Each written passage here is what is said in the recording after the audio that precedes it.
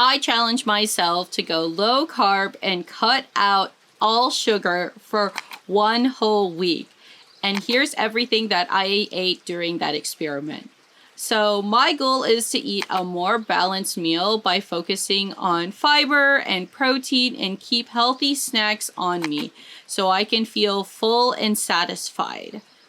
But let's be honest, I'm not the best at planning meals ahead of time, and I don't usually think about food until I am way too hungry, and I tend to procrastinate on cooking and rarely have any meals prepped before my hunger hits hard. So I'm looking for easy go-to meals. So ideally, smaller snack style meals throughout the day instead of like one big meal.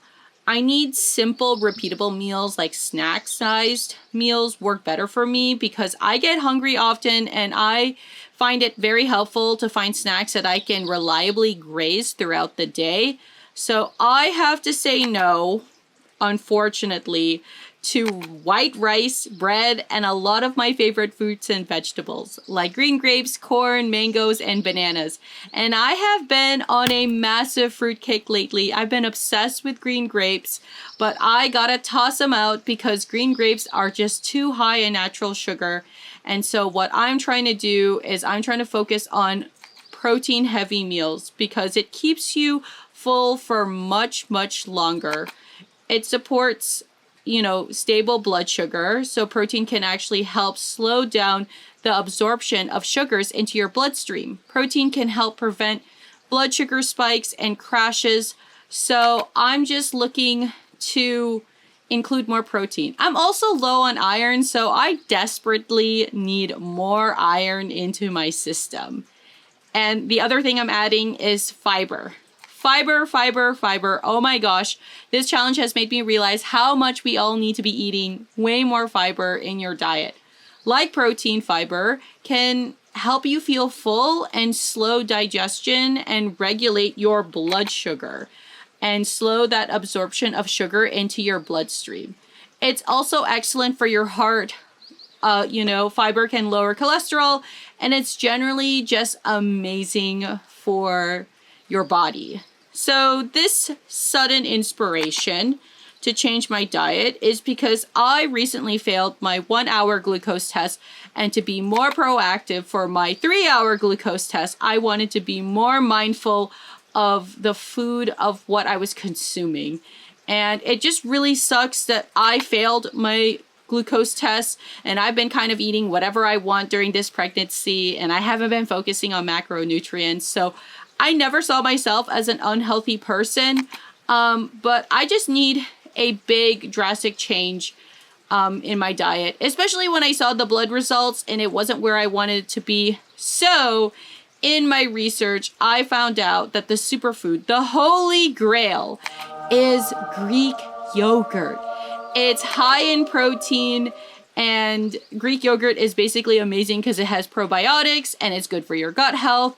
And I have tried a bunch of different Greek yogurts, but my favorite brand in the grocery store has gotta be Oikos. It's high in protein, it has no added sugar, and it tastes much better than the others. To make my yogurt feel a little bit more sweet, I diced up some strawberries, and Jason actually toasted some oats and made some homemade granola. It was low in sugar, and there was hemp seeds, almonds, and a wide assortment of nuts, and it was definitely the crunch that I was craving. I couldn't find any granola in the grocery store that wasn't so sugar heavy, so that's why I ended up toasting my own granola. Snack meals are so important to me because I don't cook or meal prep, and Jason does a lot of the cooking, so he's typically very busy with work, so I need snacks. I need snacks. Snacks are so important to me because I get so hungry, especially with this pregnancy. I feel like I am so ravenous. So things that have helped me hold me over is I basically made a charcuterie board, aka an adult Lunchable.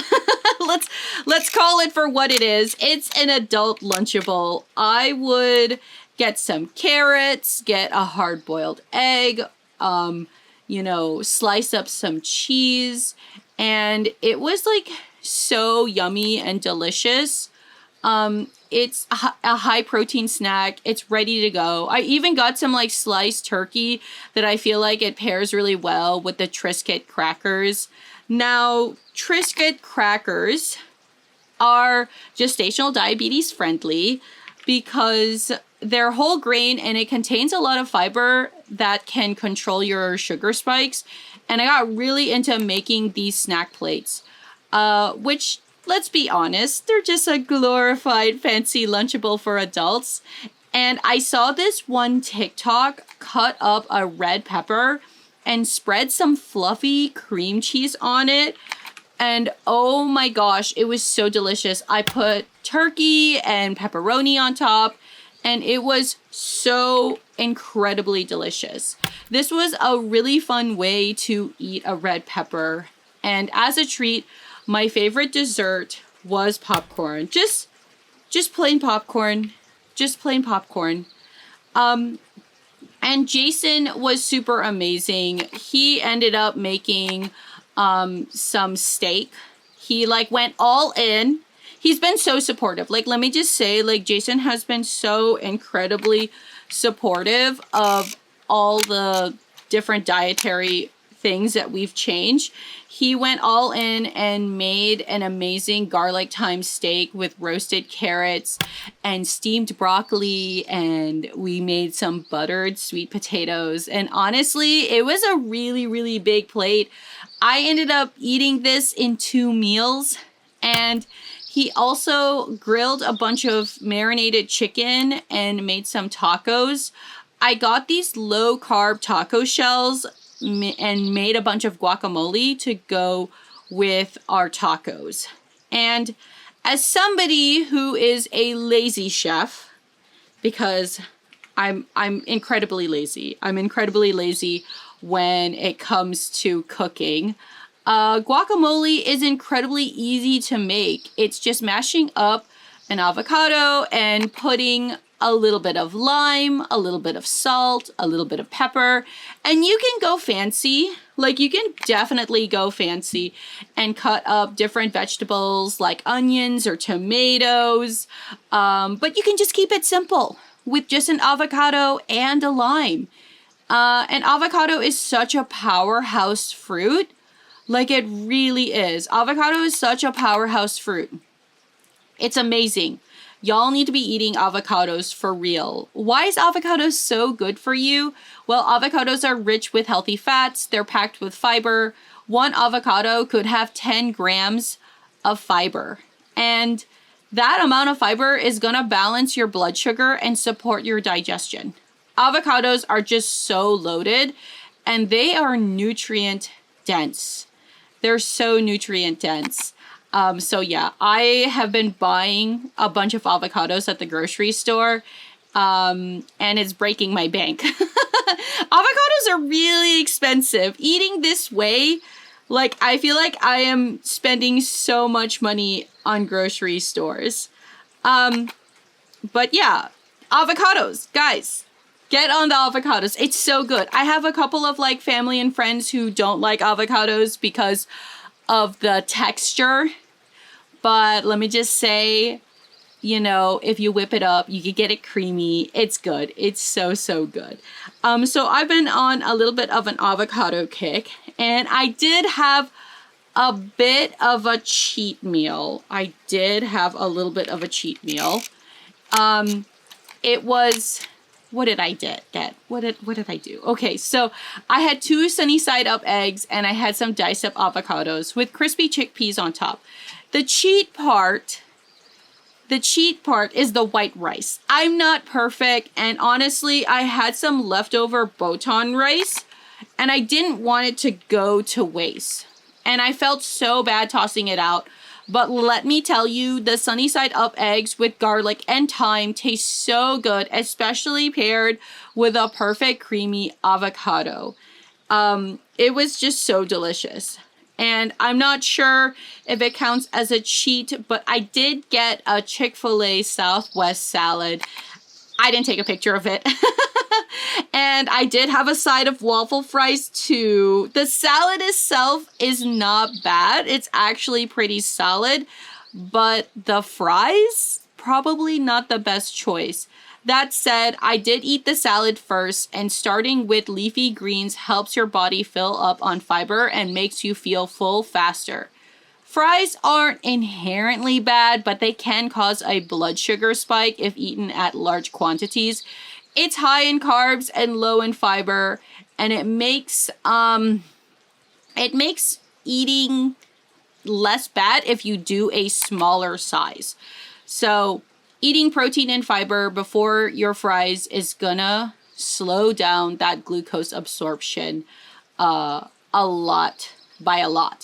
So things I learned during this challenge is eating healthy out here in the middle of America.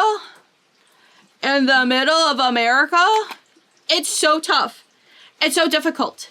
It's so freaking difficult. I live in a small town, and the food options are predominantly fast food chains, which is very disappointing. So if you don't have restaurants in your area that don't serve fresh salad, you're SOL, my friend. Your best bet is to cook and make your own food, but your grocery store may not have a healthy option or fresh ingredients either. I struggled to find any snacks that weren't high in sugar or carbs, and the options were for the super healthy stuff were just ridiculously expensive. Crackers that had good ingredients for you were like double the price of like Cheez-Its. But it was crazy. It's just so crazy how expensive some of these like snacks are. Almost everything I saw at the grocery store had a lot of sugar. And I'm talking a lot of sugar. Finding diabetic-friendly snacks were near impossible. And they're just so over-the-top expensive. Like, they really are really expensive when you go shop at the grocery store. Now, I will say there is more keto-friendly products at the grocery store today than there were like a decade ago. Over a decade ago, I feel like it was painful and it was a struggle to find anything with zero sugar options. But now in 2025, there's actually options. Not a lot of options, but options. Now, the caveat is that I do live in the middle of nowhere in a random town in America. So I bet if you have a grocery store near an actual notable city with grocery options, you're going to have much more diverse food than mine. So my closest Asian grocery store is 2 hours away. And as a Filipino, I'm struggling. Yeah, girl's struggling. And towards the end of this no sugar, low carb challenge, I started seriously craving Asian food, and my friend sent me a photo of their ramen, and I was so jealous because all I could think about was noodles, that perfect ramen egg, and all the fun toppings. So in a side quest, I went out to try to find an Asian food that I could eat. And I found out that you could eat noodles. You could eat buckwheat noodles, specifically soba noodles, which aren't actually wheat. It's a whole pseudo grain that's naturally gluten-free, and it's packed with fiber, which helps regulate blood sugar. Soba noodles, if they are 100% buckwheat, is fairly low in the glycemic index, especially compared to pasta and noodles or white rice. So then I got the idea of making a classic summer dish with cold soba. And when I used to live in San Francisco, this was actually one of my favorite dishes Jason and I would get in a hot summer. But of course, I live in the middle of nowhere, so I have to make it myself. Fortunately, cold soba is ridiculously easy to make, which falls under my lazy chef specialty department. So I went to the Asian grocery store, which was 2 hours away, and got some nudes and some thinly sliced beef. And I started making this sauce, which was 2 tablespoons of soy sauce, 2 tablespoons of sesame oil, 2 tablespoons of rice vinegar, and a generous sprinkle of roasted toasted sesame seeds. Oh yeah, and also 2 tablespoons of water. And being Filipino, the best soy sauce is Silver Swan.